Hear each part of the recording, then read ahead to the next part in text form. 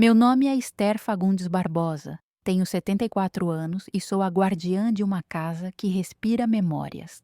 Cada tábua do assoalho, cada azulejo pintado à mão na cozinha, foi escolhido e assentado pelo meu falecido marido, Felipe. Ele era um artesão, um homem que acreditava que um lar era um organismo vivo e eu, a sua alma. Após sua partida, há 5 anos, prometi a mim mesma que seria a protetora do seu legado. Mal sabia eu que os lobos que ameaçariam destruir tudo não viriam de fora, mas de dentro do meu próprio ventre. Meus filhos, Miguel e Daniel, nunca foram próximos. Miguel, o mais velho, casado com a pragmática e fria Sofia, sempre viu a casa como um ativo, um imóvel com um potencial de mercado. Daniel, o mais novo, casado com a sonhadora e instável Clara, via a casa como uma fonte de recursos para suas ideias mirabolantes que nunca davam certo. A ganância dos dois era diferente, mas o alvo era o mesmo, o patrimônio que eu representava. A Guerra Fria que eles travavam explodiu em uma tarde de sábado. Eles me sentaram na sala, no sofá que Felipe e eu compramos em nossa primeira Black Friday e anunciaram a solução para os problemas deles. Mãe, a gente decidiu dividir a casa, disse Miguel com a naturalidade de quem divide uma pizza. A parte da frente, com a sala e os 2 quartos principais, fica para mim e para a Sofia. A parte dos fundos, com a edícula e o quintal, fica para o Daniel e a Clara. A senhora pode ficar no quartinho de empregada, é mais adequado para suas necessidades. Adequado. A palavra me atingiu como um tapa. Meu quarto, o lugar onde amei meu marido, onde chorei sua morte, não era mais adequado. O cúmulo da humilhação, no entanto, veio no dia seguinte. Quando acordei, encontrei uma linha de fita crepe amarela dividindo o corredor, a sala, a cozinha. Eles haviam literalmente partido meu lar ao meio. A geladeira tinha uma fita, o lado esquerdo era de uma família, o direito da outra. Meu prato, meu copo, meus talheres foram colocados em uma caixa no chão da cozinha com a etiqueta "Coisas da mamãe, área comum". Eu me tornei uma refugiada dentro da minha própria casa. Por 2 semanas vivi nesse cenário de absurdo, tropeçando na linha que simbolizava a fratura da minha família, ouvindo as discussões deles sobre quem pagaria a conta de luz ou quem tinha o direito de usar a máquina de lavar às terças.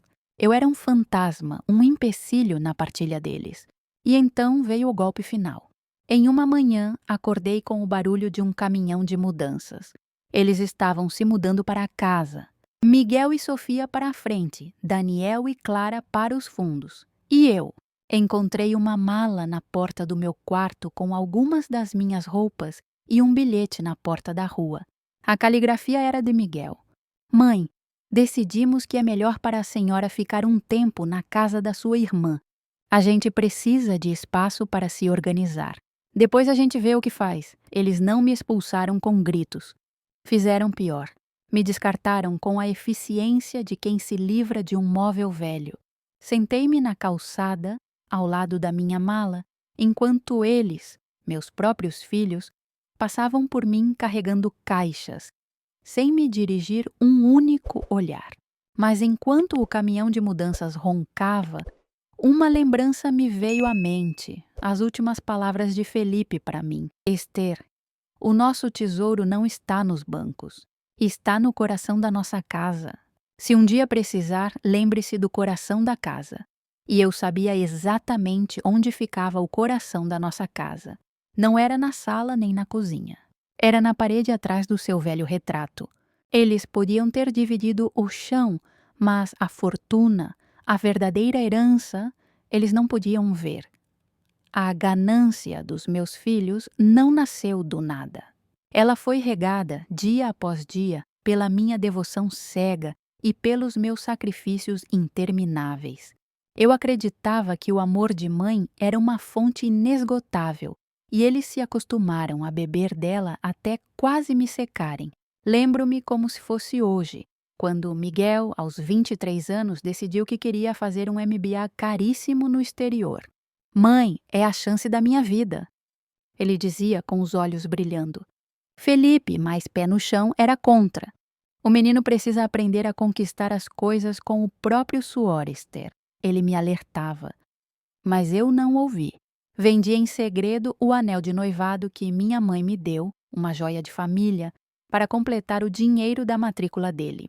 Ele foi, estudou, voltou com um diploma e uma arrogância que nunca mais o abandonou. Com Daniel, o sacrifício foi diferente, mas igualmente doloroso. Ele, com seu coração de artista e zero senso prático, decidiu abrir uma galeria de arte. O negócio, claro, foi um fracasso retumbante.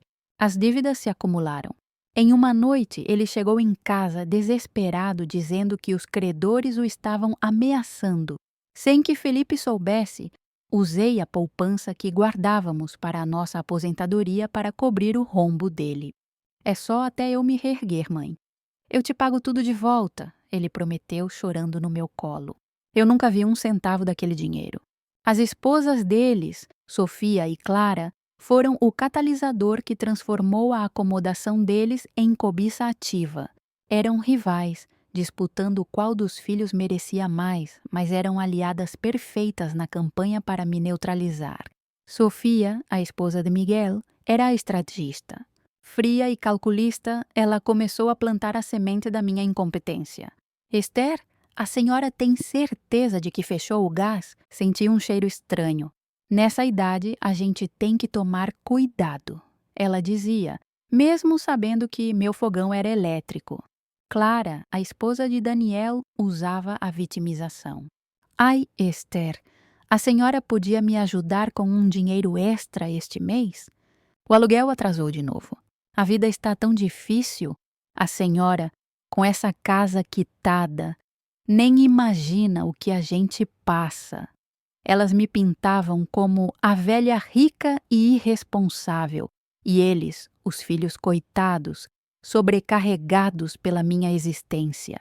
A memória de Felipe era o meu único escudo, e eles sabiam disso. Por isso tentavam apagá-la. Tiraram o retrato dele da parede da sala, alegando que acumulava poeira. Guardaram suas ferramentas, dizendo que ocupavam espaço útil. Eles não estavam apenas me expulsando. Estavam tentando expulsar o espírito do homem que construiu aquele lugar, o único que enxergava a verdade por trás das máscaras deles. Eu via tudo em silêncio. Acreditava que, se eu fosse paciente, se eu amasse o suficiente, eles se lembrariam de quem eu era. Mas a ganância é uma doença que apaga a memória. Eles não se lembravam mais da mãe que abriu mão dos próprios sonhos por eles. Viu-me apenas como a última barreira entre eles e o dinheiro. E essa barreira eles estavam determinados a derrubar.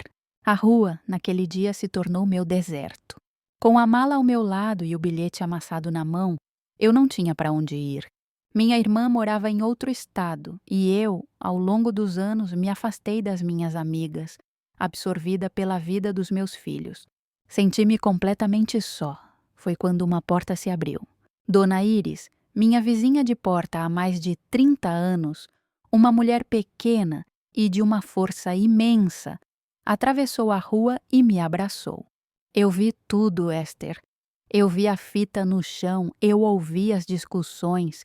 Esses meninos não te merecem. Venha, fique na minha casa. Aqui você não será um fardo. A casa de Iris, pequena e cheia de plantas, tornou-se meu quartel-general. Naquela primeira noite, enquanto eu tentava dormir no sofá da sala dela, as palavras de Felipe voltaram com a força de um trovão. O nosso tesouro está no coração da nossa casa, o coração da casa, a parede da sala, a parede onde o retrato dele sempre esteve antes de ser removido por Fabiana. Uma parede que Felipe construiu pessoalmente com um tipo de tijolo diferente, que ele chamava de tijolo de segredos. A adrenalina tomou conta de mim.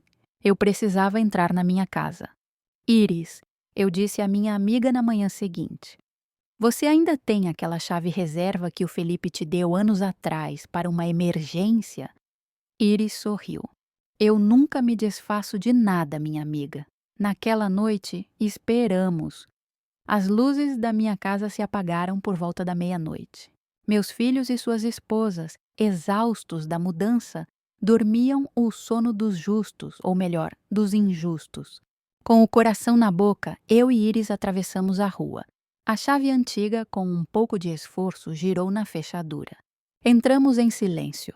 A casa estava diferente, fria, dividida pela fita amarela no chão, que parecia uma cicatriz. Fui direto para a sala, para a parede onde o retrato de Felipe ficava. A parede parecia normal. Passei as mãos sobre ela procurando por qualquer coisa. Então me lembrei de outra mania de Felipe. Ele sempre dizia que todo artesão deixa sua marca. Procurei no canto inferior direito da parede e encontrei um pequeno entalhe, quase imperceptível com as nossas iniciais. Ian F. Pressionei o entalhe. Nada. Pressionei de novo, com mais força. Ouvi um clique suave. Um dos tijolos se soltou. Com os dedos trêmulos, eu o puxei. Atrás dele, um buraco escuro. Enfiei a mão e senti o toque frio de uma caixa de metal. Puxei-a para fora.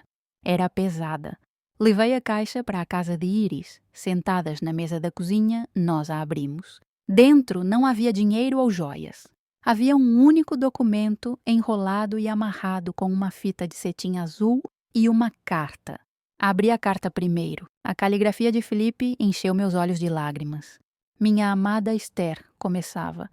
Se você está lendo isso, é porque os meninos fizeram o que eu mais temia.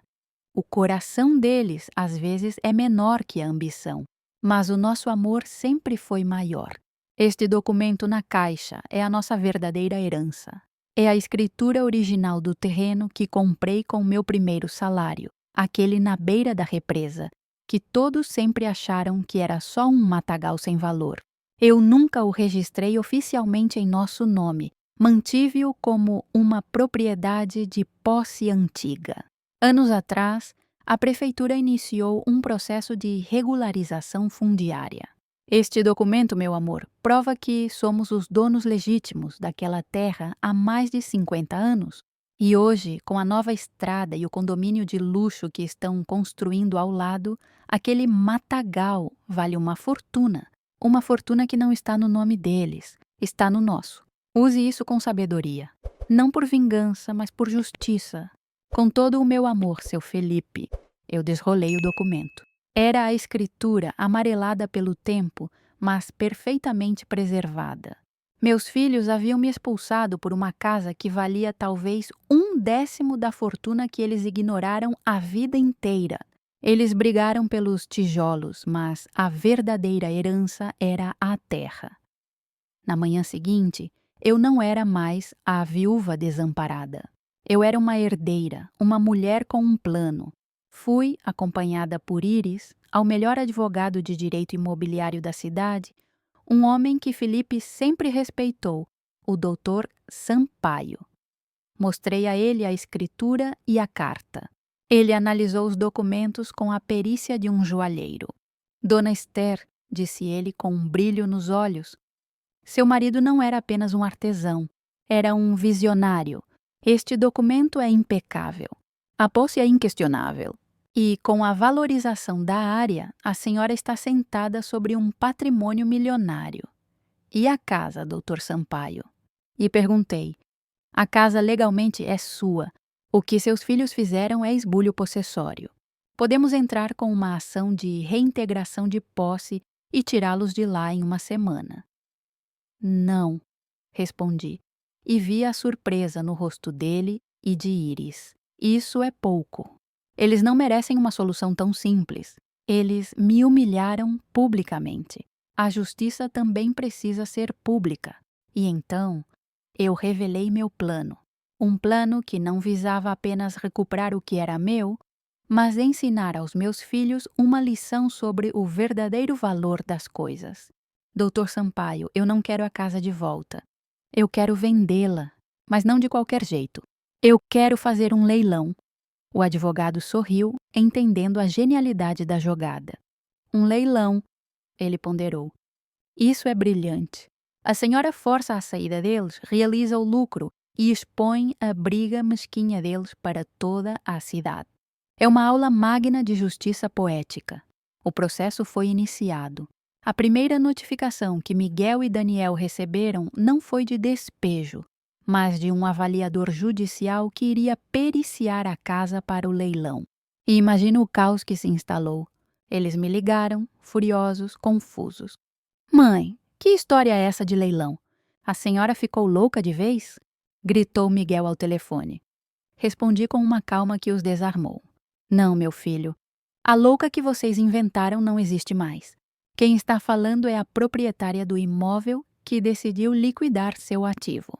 Vocês têm 30 dias para desocupar a casa antes que o leiloeiro tome posse. Eles tentaram argumentar, ameaçar, suplicar. Contrataram um advogado que, ao ver a documentação que tínhamos, apenas balançou a cabeça e aconselhou um acordo. Mas eu não queria acordo. Eu queria a aula. A placa de leilão judicial foi fincada no jardim da minha casa. Foi a notícia da cidade. A história da briga dos irmãos pela casa da mãe, que agora seria leiloada, se espalhou como fogo. A humilhação deles era palpável. O leilão foi marcado para uma tarde de sexta-feira, em frente à própria casa. Eu não fui, mas Iris foi, e me contou cada detalhe. Meus 2 filhos estavam lá na calçada, vendo sua herança ser disputada por estranhos. Viram o portão que o pai construiu, a janela do quarto onde cresceram, tudo sendo vendido por lances. A casa foi arrematada por uma jovem família que, segundo Iris, parecia feliz em começar a vida ali. Quando o martelo bateu, não foi apenas a venda de uma casa que foi selada. Foi o fim da arrogância dos meus filhos. Com o dinheiro do leilão e a venda do terreno da represa, que se revelou ainda mais valioso do que imaginávamos, eu me vi em uma posição que nunca sonhei. A de uma mulher rica e independente. Mas a riqueza, para mim, nunca foi o objetivo. Era a ferramenta. Minha primeira decisão foi não voltar para a casa leiloada. As memórias, boas e ruins, eram pesadas demais. Comprei um apartamento charmoso no centro da cidade, com uma varanda cheia de sol, onde hoje cultivo minhas orquídeas, a paixão que Felipe e eu compartilhávamos. A segunda decisão foi sobre o verdadeiro legado. Com a maior parte da fortuna, criei a Fundação Fagundes, em homenagem ao meu marido, uma instituição que tem um único e nobre propósito: oferecer moradia digna e assistência jurídica para idosos que foram abandonados ou expulsos de suas casas pela própria família. Transformei a minha dor em um abrigo para outros. Hoje, a fundação é a obra da minha vida. Eu trabalho lá todos os dias, não por obrigação, mas por paixão.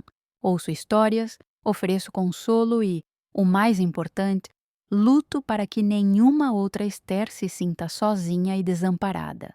E meus filhos? A vida, a verdadeira professora, se encarregou de lhes dar a lição final. Sem a casa, sem a herança, eles tiveram que encarar a realidade pela primeira vez. A relação entre eles, que já era frágil, se desfez completamente na troca de acusações. Miguel, com sua arrogância, não conseguiu manter o padrão de vida que Sofia exigia, e o casamento acabou. Daniel, sem o meu amparo financeiro, teve que arrumar um emprego de verdade e descobriu que a vida não é um de seus projetos artísticos. Eles me procuraram separados meses depois. Queriam perdão, queriam uma segunda chance, queriam, é claro, ajuda financeira. Eu os recebi, ouvi e pela primeira vez na vida disse a palavra mais difícil e mais libertadora de todas: não. O perdão, eu disse a eles, eu lhes dou de coração. Mas o meu dinheiro, o meu tempo e a minha paz, estes não estão mais à venda. Vocês tiveram a chance de herdar um lar, valores, uma história, mas preferiram brigar pelos tijolos. Agora, terão que construir suas próprias casas do alicerce. Eles partiram e eu não sei que rumo suas vidas tomaram. O que eu sei é que a verdadeira herança que Felipe me deixou não foi a escritura de um terreno, mas a lição final de que o amor precisa andar de mãos dadas com o respeito próprio. Eles dividiram a minha casa, mas, no processo, me devolveram a minha vida inteira. Se essa história tocou seu coração, deixe seu like, se inscreva no canal e comente aqui embaixo.